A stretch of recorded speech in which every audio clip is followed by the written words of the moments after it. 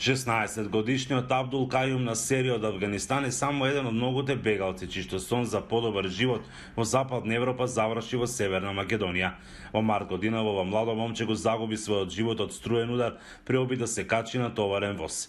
После него уште двајца млади сирици на 17 и 20 години ги оставија своите животи во земјава, загинувајќи во сообраќај на несреќа. Според податоци на македонската полиција, од крајот на 2014 до септември 2020 година животот го загубиле 39 мигранти. Најголем дел од мигрантите го загубиле животот во железнички незгоди 30, 5 мигранти во сообраќајни незгоди кои ги предизвикувале возачите криумчари, тројца се удавиле при обид да преминат река. Но од невладината организација Леги смета дека тој број е многу поголем. Бидејќи само во една сообраќајна несреќа во 2015 година 14 бегалци и мигранти го изгубија животот во еден ден. Додека се движеа по пругите, која им беше како пат, која се уште се движат, беа удирани од страна на возот, бидејќи постојат места каде што не постои патиште, мора директно да се движат по пругата. Смајлови вели дека случајот со Кајум, кој беше погребан 208 дена после неговата смрт,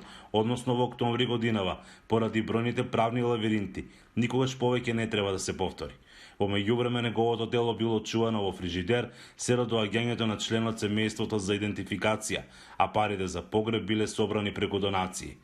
Нивната неможност согласно законските норми да се регулираат нивниот престој да биде регулиран во Македонија и да се движат слободно, тие мора да користат и принудени се да користат и регуларни движења, криумчари. Со ковидот, со пандемијата и со целата оваа ситуација околу ковидот, тие воопшто не се безбедни и дури да се инфицирани, тие немаат можност да се тестираат, да се изолираат или да се лекуваат бидејќи се ирегуларно се движат во Македонија.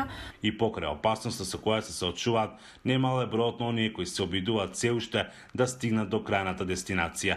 Европската комисија во последните неколку извештаи констатира дека Македонија на незаконски начин ги враќа лицата кои што влегуваат мигрантите и бегалците назад во Грција.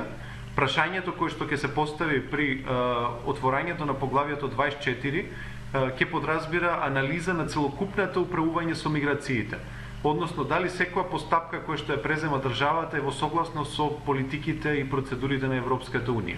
Од МВР вела дека во периодот од јануари до септември 2020 спречени биле 25.549 обиди за илегално преминување на границите, а сузбиени биле 3 организирани криминални групи кои прокриумчариле 275 мигранти. Од Охрид за Гласот на Америка, Мики Трајковски.